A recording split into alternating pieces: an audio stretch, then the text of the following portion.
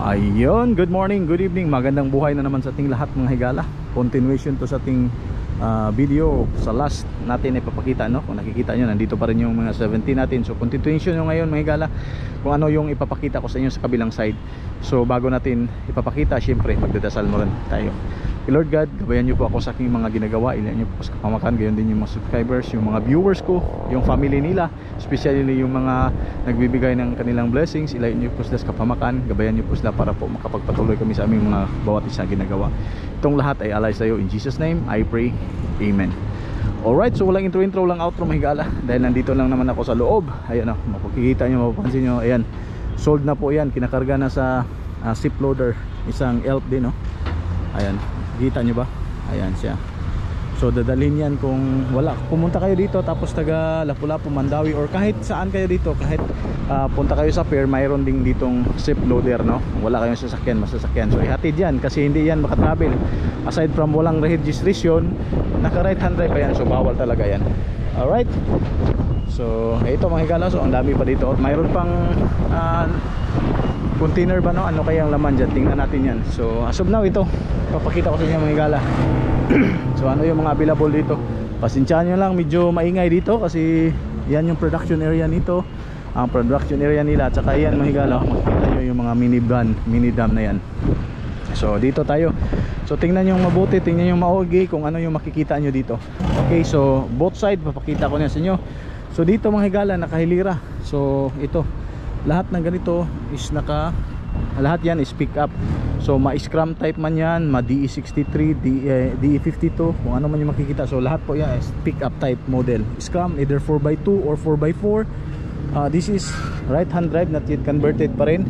Ayan, mapapakita ko sa inyo, mapapansin nyo. Ayan mga higala. Ayan, so lahat ng cargo box nito nakikita, mula dito papunta doon is, lahat is pick up type. So okay, so ipapakita ko muna sa inyo ngayon is pick up type lahat. Ayan, ito mga higala. So ayan, so ayan po yung mga pick up type natin for today. Okay, so scrum, mayroon siyang scrum na 4x2, 4x4. So mabibili nyo itong mga ganito katulad nito mga higala, assist pa nasa 130, no? So kayo pa yung magka-convert. Okay, makukuha 120, 25, depende. So ito 4x4. Okay, so isa na yung 4x4 nito.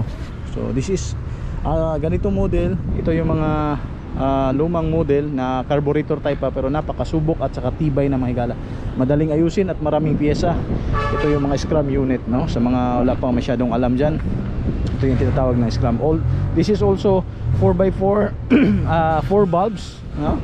At saka 4 bulbs na ito mga higala, 3 cylinder. Ayan, so ayan yung kagandahan natin. 4 bulbs, sorry, 12 bulbs 12 bulb, 3 cylinder, sorry, no? So ito naman, so mayroon siyang cut eye, tinatawag nito, mayroon ding round eye. So ito yung cut eye. Yung cut eye nito mga higala is ito, plastic. Yung round eye naman, ito mayroong round eye. So glass po yung round eye. So ang kagandahan sa round eye, ito yung mas same lang sila ng ano nito, manufacturing year, no? Kaso ang design lang sa round eye, medyo old school ang datingan, pero napaka liwanag nito pag gabi, no? Kasi glass mga higala, at saka hindi to ganon ma-fade, no? Yung plastic kasi matagalan, rain or shine, mag-fade yan. So ito naman is 4x4, so mas mura to i-compare mo doon pag re-condition na. Pero pag dito kayo bumili na naka-as-is pa, yung presyo nito is almost the same lang, no?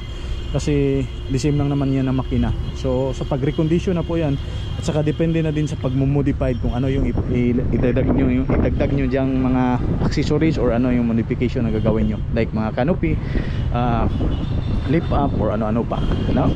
So ito naman round eye din. So ito round eye na 4x4, 4x4 din na round eye. Ayan, so siguro mga higala makukuha nyo to dito ngayon, naka right hand drive, nasa 120. Ayan, so napakamura na yan, no? So as of now, medyo nagmahalan kasi yung mga unit ngayon, no? So sa in demand. So ito, dito na tayo sa DE63. So DE63 4x2. So mayroon dito mga higala, medyo mayroon ding para sa akin, hindi na siya goods, no? Medyo paano na, makikita nyo naman dyan kung ano yung itsura, no? Mayroon pa din yung iba goods na yung tinatawag ng hinog surplus, no? Although surplus yan, pero hinog pa, pati yung body, under chassis, at saka ano, makikita nyo naman dyan sa panglabas at saka sa makina, no? Ayan oh. So ito DE63, ayan 63 4x2 4x4. So ito namang mga 63 makukuha nyo ito, mabili ito sa 130. Yung scrum diferensya lang ng mga 10,000, no? Ayan, so ayan siya mga higala, 63 4x2 4x4. ayan. So hindi ko lang isa-isahin pa ipapakita sa inyo. Yung mga nag-request na ipapakita ko yung makina, no problem, kasi pag bumili kayo dito, syempre yung unang tingnan natin yung makina, at saka pangalawa yung under chassis, kasi nandyan yung nakasalala yung day to day natin na gagamitin, yung under chassis at saka yung makina. So dapat talaga hindi tayo magmatter sa looks outside. Ika nga, don't judge the book by its cover. Ayan, tama ba? So ayan, so ito pa mga higala. So mayroon dito 63 din. Okay, 63 din. Okay, so ang daming 63 dito. Ayan, so ikutan pa natin 63. So ayun siya mga higala, no? So ayan, ipapakita ko sa inyo. So ayun yung mga pick up type na model. So mayroon pa rin pick up type dito, scrum na 63 at saka pick up type na D63. Okay, so ikutan natin doon sa kabila. Mayroon pa kasing mga unit doon na tawag nito, mayroong unit na pick up type, no? So tingnan natin yung mga pick up type na unit. Alright, so dito hirapan tayo sa kumangkalisod dito. Saan tayo makadaan? Ito, napakaliit ng daanan. Okay, anyway, flexible naman yung katawan natin, magiging malusog-lusog-busog tayo. Ayan, ito. So ito naman mga higala. So ito, so ayan mga higala, no? So ito siya. Aside sa pinakita ko kaniyang pick up, ito pa mayroon ding mga pick up dito. So ito mga higala 4x4, ito yung mga tinatawag natin pick up na DE 16 or DE65, yung no, yung mga pick up na ganitong model, no? Ito yung mga pinaka latest na mga pick up. Ayan ah. So DE15 siya mga higala, DE16, DE65, ito yung mga mukha. Ayan. So yung kanina yung pinapakita ko 63 yon. So ito naman sila mga 65. Ayan, DE65. So yung band type nito is yung DE64. Yan yun. So ito yung mga ano nila mga higala. Okay pa. Tapos mayroon ding DE17 dito, DE16 dito. Ito yung mukha sa DE17. Ayan. So ito yung mga latest model ng mga 17, no? RO6 yung makina nito mga higala. So napakatipid, napaka ano dito. So sa presyuhan naman nito, mayroong mga 4x4 nito, mas mataas to mga higala sa presyuhan, kasi makukuha nito sa presyuhan ng ganito nasa 160 na, as is pa recondition 170, ganun din, no? So mga as is model pa. Okay, swerte na kayo pag makakuha kayo na mas mababa pa dyan. Ayun, no? Mostly talaga ito medyo may kamahalan na sila, kasi this is the latest one.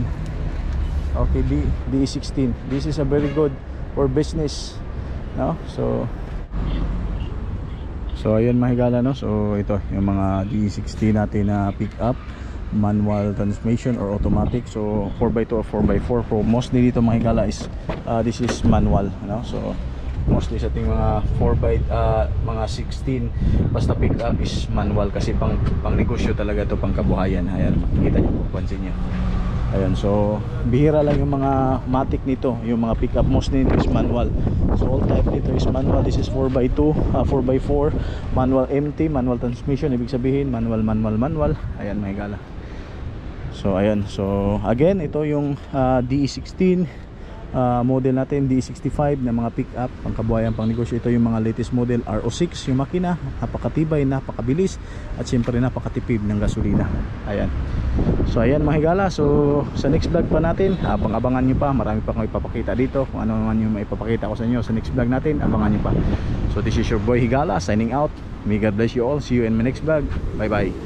Kita-kits tayo. Peace. May God bless you all. Bye. Uput.